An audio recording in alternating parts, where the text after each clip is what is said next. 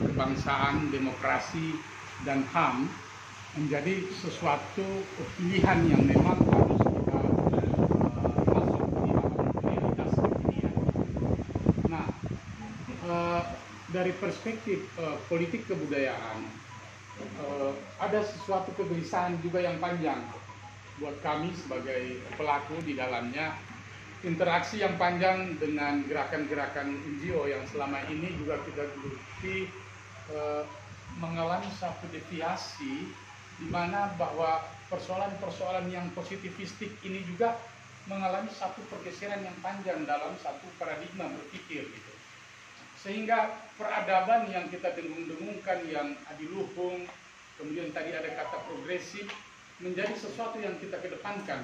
Kita juga harus mengambil peran yang jauh dalam hal ini, dalam memposisikan diri maupun komunitas, di mana bahwa perjuangan-perjuangan keadaban dan kebudayaan, civilization dan culture, menjadi sesuatu pilihan yang kuat sebagai fondasi dari sebuah proses pembangunan gitu.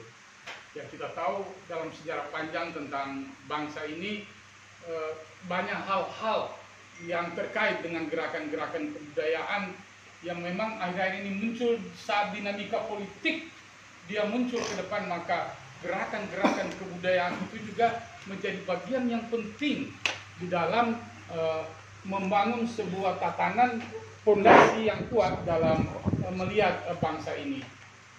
Kita bisa melihat misalnya persoalan moral dan etika gitu.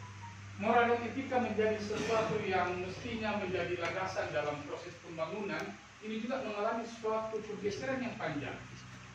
Namun demikian bahwa kita lihat bahwa dalam peta perkembangan hari ini misalnya persoalan sembako menjadi hal yang paling penting. Di kalangan seniman itu lebih tidak ada satu ukuran yang kuat itu, seperti misalnya buruh. Yang jelas ada dia punya rating di dalam. Tapi kalau seniman ini tergantung dari karyanya gitu. Sampai seberapa besar karya itu menjadi sesuatu yang bisa dicermati, menjadi sesuatu yang bisa menjadi bagian dari pembangunan. Nah, dalam dasar ini kita di Sulawesi Tengah dalam proses yang berapa tadi? 58 gitu.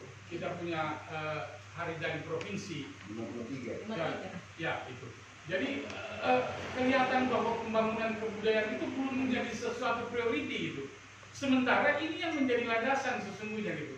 Dari semua aspek yang kita lihat meletakkan persoalan kebudayaan itu sebagai fondasi.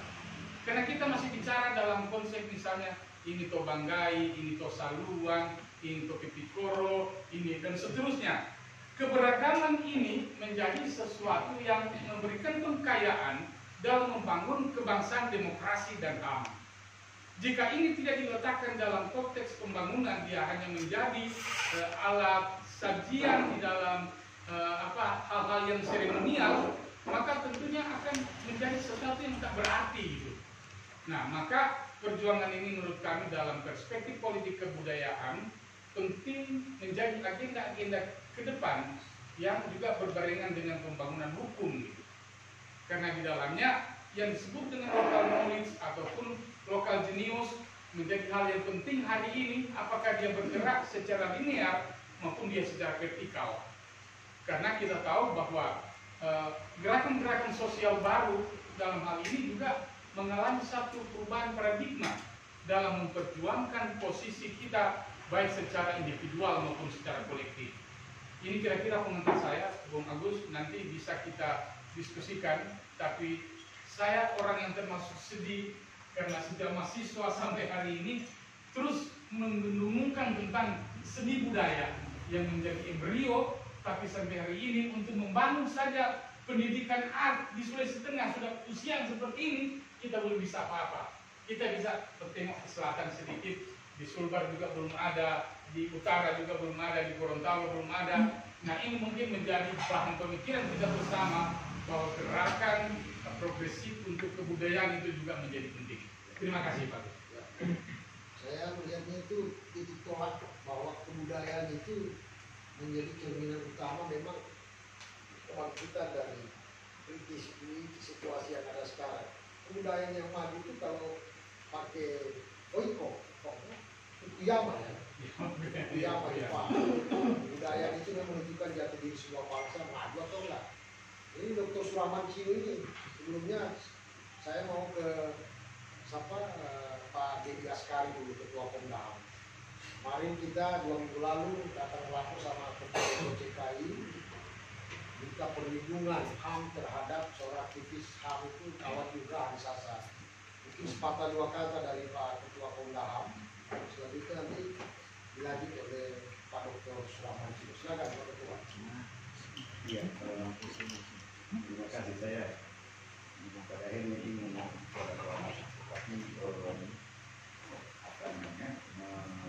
melanjutkan apa yang tadi saya hendak mengatakan bahwa ketika kita mendiskusikan atau membicarakan soal budaya atau kebudayaan politik, ini tentunya sesuatu yang tidak akan pernah habis, apalagi sampai tertuju. Karena bagaimana kita ketahui bahwa diskursus tentang sebagai dunia utama dalam membangun membangun peradaban dalam satu negara satu bangsa, termasuk di Indonesia. Nah, karena ia tidak boleh berhenti atau tidak boleh tidak boleh tidak heran kemudian kalau seandainya bagaimana apa yang dilakukan KHT tadi tidak pernah kita temukan di Palu atau di lingkungan ketika kita di Kota Palu ini, karena ya apa namanya, jangankan keinginan untuk membangun kebudayaan, mendiskusikan atau membicarakannya pun itu dia berada di ruang-ruang yang terbatas dan masih oleh segelintir orang. Padahal diskursus tentang kebudayaan politik, kebudayaan itu sejalan dengan apa yang ditegaskan dalam Kovenant Hak Ekonomi Sosial Budaya yang telah diratifikasi oleh bangsa ini. Saya kira dalam konteks melekatkan soal-soal kebudayaan dan politik dalam Kovenant Hak Ekonomi Sosial Budaya, kemudian sangat besar tanggung jawab negara lewat representasinya pemerintah yang berada di daerah di semua sektor untuk melakukan intervensi, pengembangan, penguatan dan seterusnya terkait dengan soal-soal kebudayaan yang menjadi fondasi utama dalam dinamika berbangsa dan negara di Republik ini. Karena dalam diskursus pemenuhan hak ekonomi sosial budaya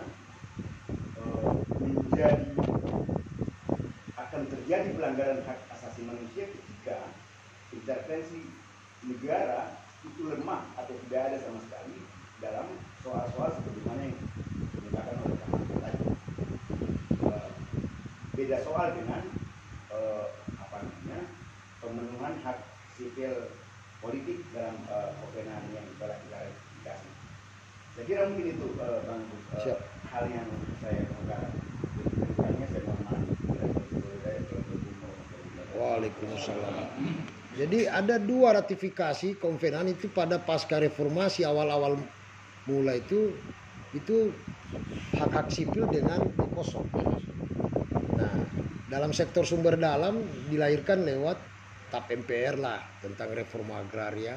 Terus kemudian soal ratifikasi tentang perburuan yang melekat di Konvensi ILO 169 itu. Jadi Tapi kita punya peradilan hukum ini secara litigasi ada problem tadi seperti Kapri bilang dengan Ketua Komda HAM bilang. Kita perlu memang dimulai dari akarnya masalah institusi masyarakat itu lewat kebudayaan dan di civil right. Mungkin pas Dr. Sulaman Cimu sedikit bisa sentil. Ada mungkin mainstream teori yang terlupakan atau memang mempraktekkan teori yang keliru ini dalam di civil right dengan atau di ECOSOC ini yang sudah terratifikasi. Dunia kampus juga kelihatannya ya status quo. Nah mungkin ada sedikit dari Pak Dokter untuk bisa menyampaikan pikiran itu.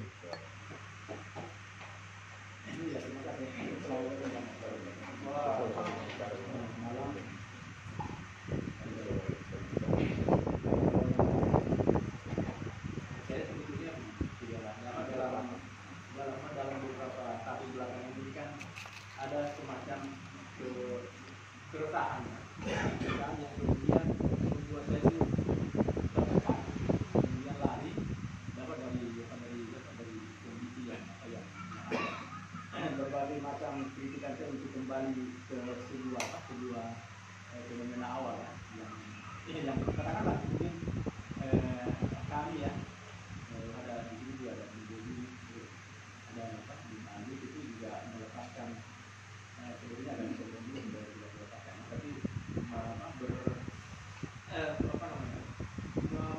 mengembangkan embrio ya, mengembangkan embrio untuk bisa kembali secara bersama-sama memperkuat balik masyarakat itu karena akar dari semua problem yang ada sekarang saya kira adalah pada konteks lemahnya kita melakukan apa yang kita sebut dengan penguatan balik masyarakat itu. Kalau misalnya kita merujuk pada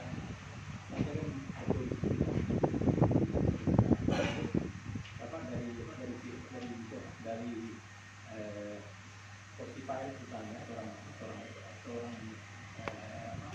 analis politik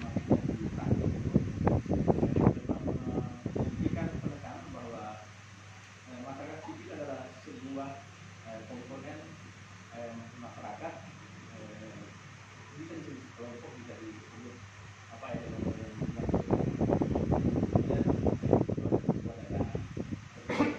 ada pembedahan dan pembagian sikap. Nah, problem yang sekarang kita hadapi dari sejak awal dari sekarang kita memang tidak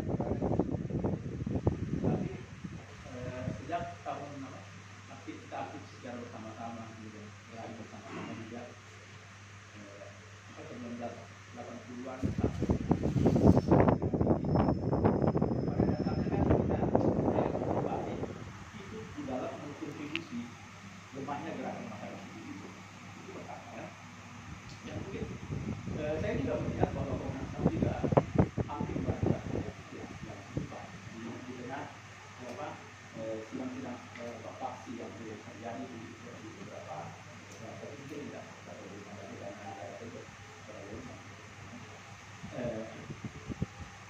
itu hal yang pertama sehingga apa yang kita tampilkan sekarang ini adalah bahwa kekuatan masyarakat itu kemudian ditarik oleh apa yang disebut dengan society negara. Masyarakat negara ini masuklah Komnas HAM, masuk DPR, kemudian masuk komisi-komisi pasal segala macam itu. Artinya elemen-elemen negara yang sesungguhnya masuk di dalam kerangka ingin berupaya memperkuat kekuatan HAM, ekonomi, politik dan lingkungan dan semacamnya. Tapi yang menyedihkan bahwa posisi itu ketika dia berkelindan dengan kekuatan negara ini menjadi sedikit melemah. Di tengah juga ya, semakin lemahnya kekuatan masyarakat sipil yang kemarin itu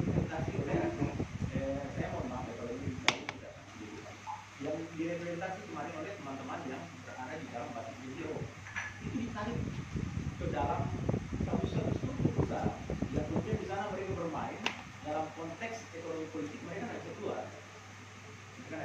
Tetapi problem kemudian yang kita ingin tanyakan begini, apakah teman-teman yang dari NGO itu kemudian yang masuk di dalam kekuasaan berkelindan dengan berbagai macam kekuatan ekonomi, kemudian kekuatan politik itu tidak terjebak dalam satu siklus yang dimainkan oleh kekuatan sipil yang berada di state society tadi, maka yang dimaksud adalah partai politik misalnya dan sebagainya. Menurut saya ini kemudian lemah di situ kan, lemah di posisi itu yang akhirnya sales itu memiliki peran dan hampir semua elemen-elemen yang sekarang menghapus kawan-kawan semua itu terserap dan ini menjadi proses yang sangat kuat.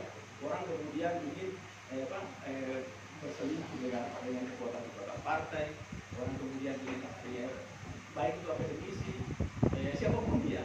Karena apa? Karena kekuatan politik yang ada di partai, state society itu terlalu kuat. Nah sayang sekali, saya kira beberapa kasus-kasus sebelumnya kemarin Komnas HAM itu, terutama di Komnas HAM ya, Komnas HAM itu pada dasarnya memiliki beberapa momentum untuk memperkuat jati diri. Bagi misalnya kasus sampah segala macam, tapi itu tidak begitu terlihat. Dan beberapa kasus yang lain lah. Nah, kalau bisa disebut menjadikan, sebetulnya menjadikan sekali. Sehingga menurut saya bahwa teman-teman perlu sekarang mencoba menarik satu diskursus yang cukup penting untuk bagaimana pada dasarnya kita kembali ke wilayah hubungan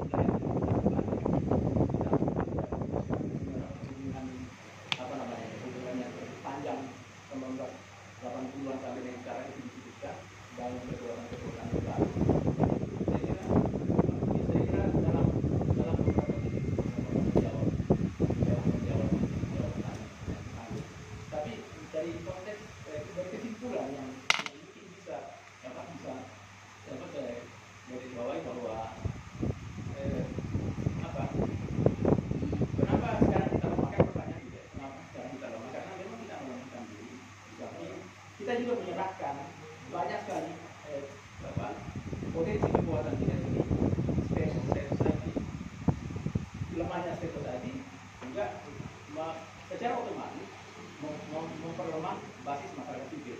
Yang kita inginkan sebelumnya dengan kawan-kawan adalah dua kekuatan yang berimbang. Negara memiliki kekuatannya, negara juga memiliki kekuatan, karena kalau negara tidak lemah juga jelek. Tapi di pihak yang lain, di pihak yang lain, masyarakat sipil juga harus kuat. Jadi ini harus selalu seiring. Nah, perangkat untuk menuju satu apa yang kita sebut dengan negara state ya, welfare state itu kekuatan ini harus berjalan saling beriringan. Meskipun dalam konteksnya agak berbeda ya dengan Eropa atau Amerika misalnya kan. Karena welfare state dari luar Indonesia itu adalah kapitalisme. Sementara apa yang kita sebut dengan welfare state itu berangkat dari luar negara. Kalau saya mencium ini Kapri, ini Gramsci, State and Society Althusser. Ya, lahirnya ekstraordinari Komnas HAM, yudisial. Dia memang dibutuhkan oleh penguatan untuk bagaimana civil society demokrasinya itu bukan taat hukum, tapi demokrasi itu ada budaya hukum. Tapi kan memang yang dikembangkan atau sengaja dikembangkan oleh rezim yang berkuasa baik di masyarakat atau di negara. Semua hal-hal yang terjadi atau semua soal-soal yang berkembang di masyarakat yang menjadi pokok soal digiring ke hal-hal yang dalam perspektif melihatnya dalam perspektif positifistik. Pasti. Nah, fatalnya adalah organisasi masyarakat sipil atau masyarakat sipil sendiri pun terjebak dalam tataran yang sengaja ditebar oleh representasi negara lewat pejabat-pejabat itu. Nah, kita semua menjadi abai bahwa ada langkah atau ada upaya-upaya alternatif yang sebenarnya dapat ditempuh atau bisa ditempuh atau bisa dilakukan, seakan menjadi khawatir untuk dilakukan. Padahal dalam doktrin hukum kan jalan baru atau jalan lain itu kan itulah yang disebut dengan terobosan hukum. Nah, kenapa tidak kemudian kita harus mau apa? Kenapa kemudian kita harus terjebak dalam hal-hal yang sengaja ditebar oleh representasi negara dan kemudian kita ragu mengambil langkah-langkah atau jalan lain untuk menempuh penyelesaian. Yang saya mau katakan bahwa bukan sesuatu yang haram yang kita lakukan jika itu keluar atau di luar dari hal yang bersifat normatif. Kira termasuk hal-hal atau langkah yang sudah Bang Alkif lakukan dengan apa itu organisasi tambang APRI, mendorong civil society untuk mengimplementasikan pasal 33. mendorong pertambangan rakyat untuk dilegalisir itu. Kan tesisnya Pak Ketua, bahwa kemudian yang berhubungan ini pandangan politik progresif ya, yang berhubungan dengan sumber dalam, perikanan, pertambangan ya kan, perkebunan, itu semua diskresi ke rejim representasi pemodal yang disebut oligarki. Itu bersandar pada negara. Lewat apa? Lewat perizinan. Sehingga civil society tidak bisa punya akses terhadap pasal 33 itu. Bahwa perekonomian itu, kebudayaan yang sudah melekat lama, gotong royong itu tidak menjadi cerminan kehidupan demokrasi yang menentukan. Kita ini berhadapan dengan kawan-kawan lingkungan yang sifatnya afirmatif. Kalau Ya. saya tidak soal misalnya ibarat objek kuasai objeknya, ya. Nomor 2 surat-surat. Sayangnya kalau kita percontohkan di urusan pertambangan yang menguasai dan meraup rente adalah Oligarki. ini. Itu kalau seandainya nyata di situ adalah rakyat jelata, Coba Melvan 1 triliun uangnya kan? Saya Dia pastikan apa? saya akan diam. Tidak akan mengorek-orek. Nah, ini sudah jelas ini. Mungkin sudah bereaksi saya punya ketua DPC ini. Nah, Ibu Artati. Silakan Bu Artati. Ayam belum makan, ayam belum makan. Silakan Bu Ketua. Waalaikumsalam. Saya malam ini alhamdulillah ketemu semua. Kayaknya ya pasar ini enak betul, terutama yang di depan saya ini. Kita ini dalam situasi ini kita jangan terlalu banyak terlalu panjang, terlalu berat. Ya kita sebagai anak Sulawesi Tengah ini yang kita pikirkan dulu, ini daerah kita. Saya kemarin malam ditelepon kurang lebih jam 9 malam.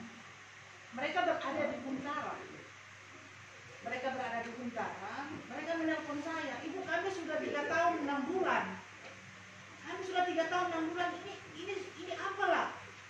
Sedangkan kami mau berhubungan saja antara suami istri itu dari sini sampai di sana dengar. Ini bagaimana? Saya terutama sebagai masyarakat Sultan itu juga bingung. Kenapa Komnas HAM ini sudah pelanggaran HAM? Harusnya ini adalah basis pertama yang diurus oleh Komnas HAM Sulawesi Tenggara. Ini benar kita melihat orang tidak bisa berhubungan seksual diakibatkan oleh bunyi yang ada di Muntara selama 3 tahun 6 bulan. Apakah ini bukan pelanggaran HAM? Kalau di Papua itu bertahun-tahun gitu naik. Itulah kita di Papua. Iya, saya hanya menyampaikan apa yang dikatakan oleh masyarakat. Ya, itu poin terhadap Muntara. Kedua, terhadap minyak goreng. Saya ini perempuan. Budaya kita memasak di dapur itu 70% menggunakan minyak. Kalau tadi Pak Dokter mengatakan ada dua kekuatan, tapi kalau saya menilai hanya satu kekuatan yang mendominasi, adalah kekuatan pemerintah. Ini pasti ada hal yang tidak beres, ada hal yang tidak beres, dan hal yang dibiarkan oleh pemerintah. Ada hal yang dibiarkan dan sangat rawan ketika ini adalah hak masyarakat, terus kita itu semua diam. Kita tidak memberikan gugatan. Saya pernah melapor tentang nikel. Saya mengatasnamakan bukan sebagai lawyer, tapi mengatasnamakan masyarakat Sulawesi Tengah. Saya lapor tuh kemarin itu mengenai LO Jaksa. Boya nikel yang tidak ada izin, kenapa jaksa bisa menguatkan itu layak? Saya lapor, saya somasi ke Janti.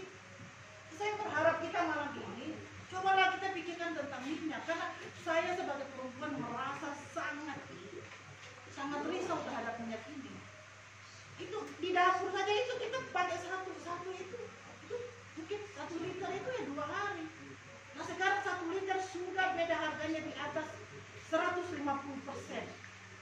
Oh, bayangkan ya.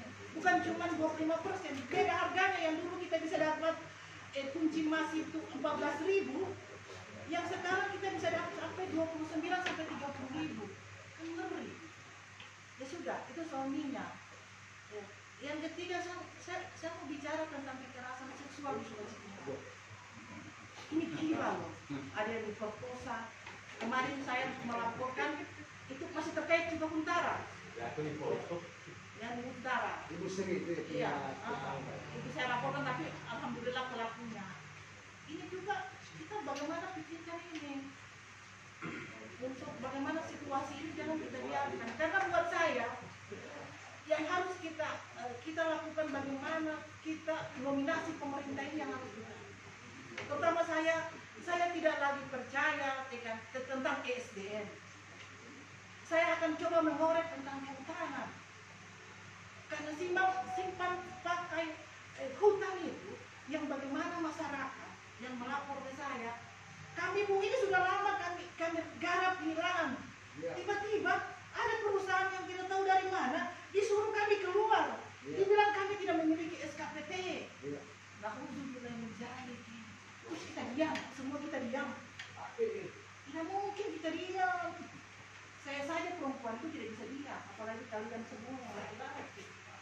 Jadi sudahlah, kita tidak usah mengurus Jakarta. Kemarin kita bantu Kakak Haris itu, ya kita sesama people lawyer, itu adalah hati nurani. Dan saya meminta, cobalah kita bertanya kepada gubernur kita, apakah ini diurus? Soal tambang apalagi? Iya. Pada akhirnya tambang rakyat apalagi Bu ya? Apalagi tambang rakyat. Pada akhirnya Jeffrey coba direkam. Kenapa Jeffrey itu tidak pernah dikeluarkan dari kayu boko? Ada apa? Saya bertanya kepada Pak Cudi. Ada apa? Ya. Saya takutkan Samratulangi sudah diborong sama Jeffrey. Iya, kenapa? Kenapa kemarin? Buminio. Iya, Buminio dan segala macamnya. Kalau Samratulangi itu jarang dari Buminio. Kampung Baru ya. PGM itu. Apa namanya? Kenapa tambang rakyat? Orang mau menambang di kayu boko diserang. Ya. Kok Jeffrey nggak diserang?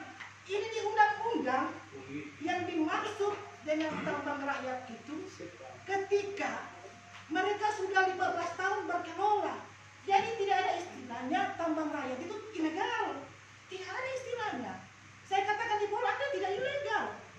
Yang dimaksud undang-undang itu adalah 15 tahun mengelola. Kalau Anda baru 7 tahun, ya masih harus tambah lagi. Sekitar 8 tahun. Baru bisa Anda berizin.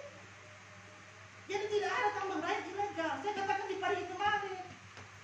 Kok mereka diusir? Itu tambang. Burangnya juga. Iya, burangnya. Kenapa mereka diusir? Saya tidak tahu apa yang dikerjakan Pak Agus membiarkan itu. Studi berarti. Jadi ada semacam legal ratio di mana hukum kita itu adalah kumpulan positifis itu wujudnya peraturan. Iya, makanya saya bilang seperti sebagaimana saya bilang tadi itu Bang itu pada akhirnya apa yang itu apa namanya berkecocokan dengan apa yang kemukakan oleh parti. Nah, menarik ini kalau dianalisa oleh Mas Edi, ini apa yang menjadi penyebab rejim positifis peraturan legal rasio ini kok seolah-olah perizinan yang menjadi kekuatan ampuh bahwa itu sudah final hukumnya. Mungkin ya, silakan Pak. Masalah periziannya memang negara kita ini kan negara izin kan. Kalau nggak izin berarti pungli kan gitu. Nah, itu statement dari saya kan. Tapi ya praktiknya memang banyak terjadi namanya pungli. Ya kalau izin kalau nggak masuk di uang minta maaf ya di pemerintahan ya. Kalau mau urus rakyat kalau nggak masuk di kantongnya kan buat apa? Itu logikanya. Kita kembali lagi ke cita-cita negara kita sebagai negara kesejahteraan, negara kesejahteraan dan sebagai panglima ya di sini, sebagai panglima artinya sosial kontrolnya di situ. Tapi ini kenapa kok dengan kaum oligarki dimainkan bahwa dia gunakan alat ini karena saya berkuasa. Sebenarnya di sini civil society dengan gerakan progresif. Jadi jangan nikmati bahwa undang-undang itu bukan mesin. Makanya undang-undang itu bukan hanya sebatas mesin. Jangan dilihat tekstualnya, tapi nuraninya di situ. Apa tujuannya gitu loh? Gitu menyangkut itu dia sebenarnya Anda dengan apa? Lanjut Mas Edi. Di sini banyak karena ada ketidakseimbangan antara penguasa dengan rakyatnya. Kalau kita kenal namanya asas equality before of law. Seperti contoh ya bahwa ya salah satunya contoh kemarin itu Luhut bisa katakan bahwa periode 3 periode big data. Kalau 3 periodenya nggak apa-apa aspirasi, tapi kalau big data ini reject tolak. Kenapa nggak diproses? Kenapa nggak diproses? Pendapat hukumnya apa? Pendapat hukumnya bagaimana itu? Pendapat hukumnya bahwa equality before of law sama kedudukannya. Pada waktu Luhut itu podcast di Dedi punya podcast, dia katakan bahwa saya punya big data 110 juta. Nah, itu kenapa tidak diapa-apakan? Ada kesamaan negara ini. Sedangkan rekan kita Haris dan Fathia berdasarkan riset ada data. Dan ingat pertanggungjawaban mereka itu di masyarakat. Dia lewat YouTube, lewat seminar itu sah menurut undang-undang dan hak politik. Tapi itu dipaksakan dengan pihak kepolisian. Nah itu sekarang kita bagaimana artinya mendukungkan sesuatu aturan itu sesuai dengan porsinya. Dan lewat itu kita bisa mendobrak sebenarnya alat-alat penguasa ini ya sebenarnya ini di pengadilan sebenarnya. Kalau kita sih konsepnya orang praktisi ya kita selesaikan memang di pengadilan gitu loh. Tapi seharusnya pemikiran yang harus dijadikan ini artinya seperti undang-undang itu kan cuma proyek aja sebenarnya satu anggaran satu undang-undang berapa puluh miliar ya udah kamu yang bikin satu orang. Kalau di Prancis itu beda Pak. Dia itu ada namanya legal permanen untuk membuat undang-undang. Memang dia tetap ada filsufnya, ahli bahasanya, ahli budayanya memang. Jadi suatu produk undang-undang dibuat tuh lama sekali berlakunya. Beda dengan ini seperti buruh JHT kemarin tiba-tiba nanti jaminan hari tua ini apa-apaan. Ini swasta kok.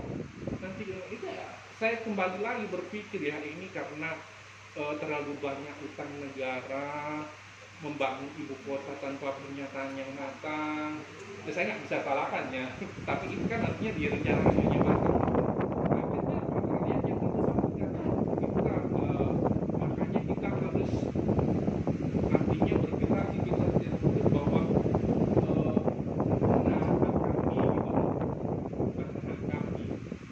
barusan saya ini juga mendengar katanya itu dari Menteri Keuangan bahwa petani nanti itu gabahnya itu kalau panen dapat PPh, Pak. Kena PPh nanti. PPh 21 dipajak juga nanti. Gitu. Dipajak nanti habis itu nelayan. Jangan nanti anak kita yang baru lahir itu juga dipajak juga. Soal itu apa? Tujuannya menguatkan APBN. APBN yang nikmati siapa? Oligarki semua. Sebenarnya banyak instrumen. Ya, kalau kita kan selalu berpandangannya kita gugatlah. Ada namanya kan instrumennya namanya kita Ya seperti Ibu Ketua DPC KI Kota bilang tadi, sudah mulai kita besok lakukan gugatan-gugatan itu. Kemarin kita kan sudah lakukan gugatan apa ya Pak Dis bagaimana? Yang masyarakat tambang itu. Itu kan masalah terobosan itu ya. SA. Gitu. Kenapa kita tidak lakukan CLS ini gitu loh? Kan mirip-mirip sedikit. Kalau gugatan yang kemarin itu legal standing itu itu karena melibatkan kelas eksen itu melibatkan swasta. Tapi kalau untuk gugatan CLS itu nggak melibatkan swasta, murni sama konsepnya gugatannya kok, gitu loh. Tinggal isu apa yang mau ditarik gitu loh. Nah, yang kedua kali ini Pak Komnas HAM ini langsung tiba-tiba terus sebenarnya bagaimana itu sudah selesaikan pertemuan. Oke. Jadi kawan-kawan mahasiswa enggak? Ini sekarang suara mahasiswa ini. Ini sekarang lagi apa? Naik-naiknya ini suhu dan apa? Tensinya turun ke jalan. Bahkan kemarin itu dialog langsung waktu Luhut berkunjung ke UI. Itu cerdas betul itu yang saya lihat di YouTube, dialognya kepada Luhut itu. Dan mereka mempropagandakan itulah masyarakat yang disebut tadi Pak Dr. Suramancin itu, civil society itu rupanya mulai muncul sekarang dari mahasiswa. Nah, mahasiswa ini yang di Palu ini kita mau dengar ini, gimana ini? Kemarin kan ada turun aksi katanya. Tapi yang terima juga kan saya tidak tahu, kawan-kawan ini cuma saya tidak susah sebut namanya, dari partai mana. Apa solusi yang ditemukan kemarin? Saya lihat cuma absensi dalam ruangan paripurna kemarin. Beda waktu saya dengan Ibu Ketua DPC KI, waktu membentuk Padagimo itu, kaukus itu, Padagimo. Kita datangi semua pansus itu, kita koreksi benar itu, kedudukannya anggota DPR itu, dia kerja apa di sana. Nah mungkin kawan-kawan mahasiswa ada 1-2 orang bisa, silakan Bung.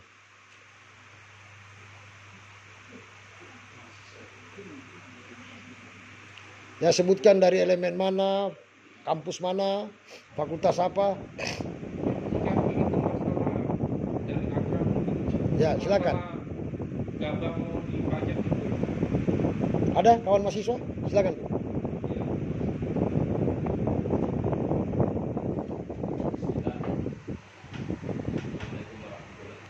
Waalaikumsalam.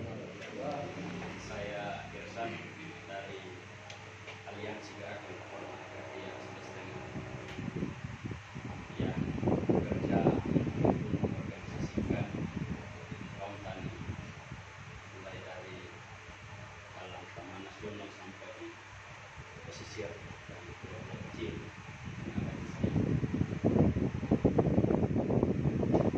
Pertama yang saya mau bilang, sehebat apapun kita kalau sendiri tidak bisa berbuat apa-apa. Sekecil apapun kita kalau satu, maka yang didiskusikan saya punya dianggap orang tua saya itu bisa kita balik situasi dengan persatuan tadi. Secara sudah mencatat, secara sudah membuktikan soal itu. Menyangkut dengan yang disampaikan Ibu ketua tadi soal bagaimana kelangkaan minyak, sebenarnya kami sudah diskusikan dari tahun 2016 dan 2017. Beberapa tahun yang lalu kami sudah diskusikan bagaimana kepentingan penggeseran minyak sawit, dan itu terjadi tahun ini. Kurang lebih 5 tahun yang lalu kami diskusikan dampaknya akan mengalami krisis di Indonesia. Walaupun kita tahu bersama bahwa kurang lebih 15 juta hektar perkebunan sawit mulai dari Sumatera, Kalimantan, Sulawesi yang menjadi penyumbang nomor 1 di dunia. Tapi pada kenyataannya semua itu mengeluh soalnya. Hampir di semua desa, semua kelurahan itu barisan antrian panjang. Itu juga nelayan soal BBM, hal yang sama juga. Tentu ini yang menjadi garis besar bagi Agra untuk coba mendiskusikan bagaimana konsep negara kita yang tidak ada undang-undang pokok, tidak ada lain yang pokok, hanya pokok agraria kalau tidak salah seperti itu. Tapi secara kenyataan itu juga dikhianati oleh kapitalisme birokrat kalau saya bilang. Karena memang orientasinya tidak lahir dari yang disampaikan Bapak tadi soal bagaimana kebudayaan tadi. Karena kebudayaannya digeser, sehingga orientasinya juga tidak seperti itu. Nah, kami di Aliansi Gerakan Reforma Agraria mendiskusikan kepada seluruh anggota Agra yang ada di Sulawesi Tengah bagaimana mendorong kebudayaan yang jauh lebih maju tanpa embel-embel pikiran lain. Kenapa kami main di desa? Karena di desa kita bisa memulai budaya yang baru. Kira-kira seperti itu gambaran yang kami tanyakan. Kemudian melihat kemarin saya bergabung dengan teman-teman mahasiswa, masih bisa bergabung dengan teman-teman. Secara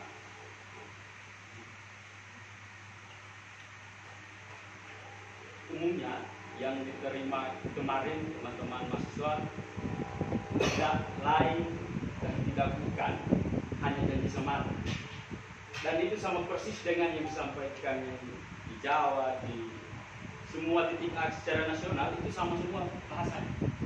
Kami akan fasilitasi, kami akan buatkan diskusiannya dan lain-lain. Nah, memang secara orientasi yang ada di negara ini tidak lagi mengorientasikan bagaimana rakyat ini bisa jauh lebih maju. Kemudian kita hubungkan dengan pendidikan sekarang, apalagi di Intan, mohon maaf Pak dosen, situasi di Intan ada yang namanya organisasi Pusbang Desa. Itu yang membolong. Apa namanya? Pusbang Desa. Singkatan apa itu? Pusat Pengembangan Deradikalisasi. Oh, proyek nasionalan itu. Jadi BPP. ini satu juga organisasi yang dikemas oleh kami yang menjadi penjara bagi akademik di dalam kampus. Ketika saya punya kawan ini di Intan, kalau salah semester 2 melakukan protes, maka dia diancam dengan aturan itu. Ancamannya DO. Kalau skorsing masih bisa, tapi kalau DO, nah saya juga titik harapan kepada teman-teman advokat. Harapannya kalau ada teman-teman mahasiswa yang coba mendirikan organisasi di dalamnya, kemudian mencoba mengkritisi proses perjalanan sistem pendidikan yang tidak mengabdikan dirinya, tidak mengabdikan ilmu pengetahuan pendidikan untuk rakyat, maka percuma yang disampaikan tadi, maka tidak terbangun konsep tadi, karena muaranya semua ada di universitas. Di Sulawesi Tengah ukuran pengambil kebijakan itu UNTAD, tapi orientasi UNTAD tidak membetulkan pikiran mahasiswa di dalamnya. Nah, harapan kami, mumpung ada Pak dosen, bisa memfasilitasi teman-teman FMN mengorganisir di mahasiswanya. Minimal kondisi. Satu-satunya organisasi, saya bisa katakan, satu-satunya organisasi yang mengabdikan dirinya itu hanya FMN untuk perjuangan rakyat. Satu-satunya. Karena semua yang lulusan FMN pasti dia mau tinggal di desa-desa, organisasi rakyat, mau tinggal di kampung-kampung miskin, di kota. Dan itu terbukti. Nah, jadi saya punya harapan kepada advokat yang lain, harapannya dikawal teman-teman mahasiswa yang melakukan gerakan, sehingga kita bisa bersatu dalam satu lingkaran yang sudah didiskusikan dari awal. Ya, mungkin ada di sebelah ini kawan dari Ketua Serikat Buruh ini, GSBI, Aci. Ini markasnya di pabrik-pabrik kayu Malue. Gabungan Serikat Buruh Independen. Silakan Bung Aci.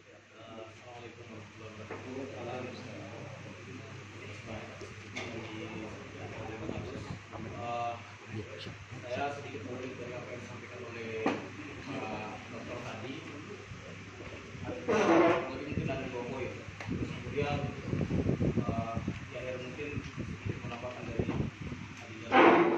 Yang pertama terkait persoalan bahwa membangun seni dan budaya.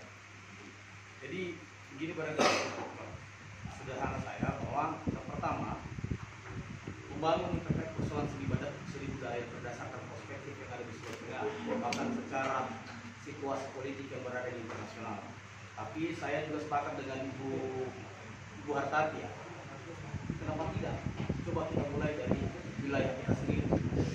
Kita berbicara terkait seni budaya, bagaimana membangun perspektif itu terkait seni budaya, terus kemudian hal atau permasalahan yang hari ini yang masih dirasakan oleh Sulawesi Tengah, khususnya yang disebutkan oleh Bung Aksa di Padagimo, Palu, Sigi Donggala, dan Kota Palu. Iya, Palu, Sigi Donggala. Jadi ada begitu banyak hal terkait pasca bencana kita kemarin dan sampai hari ini tidak terselesaikan.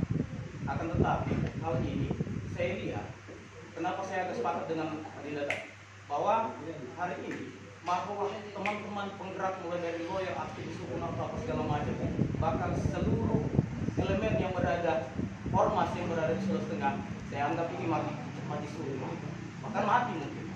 Karena pertama, saya cukup memperkuat dari kalimat dari Bung saya tadi, Adinda saya tadi. Kita semua jalan sendiri-sendiri. Nah, bagaimana bisa kita mau jalan sendiri?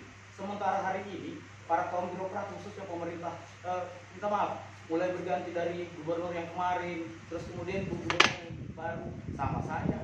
Berganti juga wali kota juga begitu, dan bahkan sampai hari ini juga sama saja.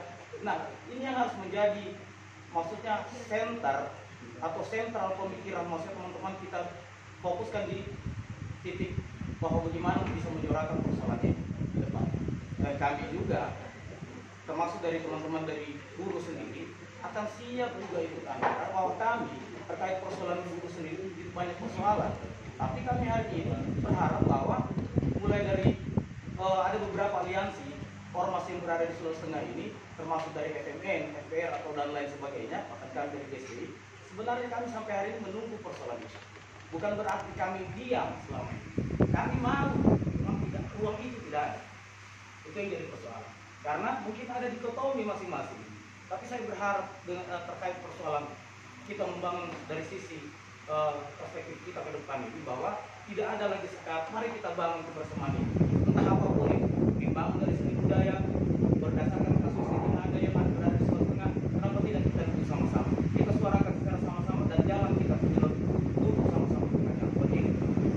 Itu yang saya harap. Jadi Pak Dokter mungkin seperti itu. Jadi kami hanya berharap ada edukasi yang akan lahir dari teman-teman mahasiswa, bahkan kami pun buruh, dari teman-teman senior yang ada. Ya, seperti itu. Elok benar itu kalau disampaikan langsung dari Pak Direktur. Silakan Pak Direktur LBH Sulteng. Dari tadi natap terus dia. Sudah tidak tahan mau bicara. Minta maaf sekali tadi saya sempat tertidur tidak lama. Jadi yang jelas pada intinya lembaga platform Sulawesi Tengah ini kan rumahnya rakyat. Nah, apapun masalahnya rakyat datang kemari, kita diskusikan. Kemudian apa yang bisa kita lakukan? Nah,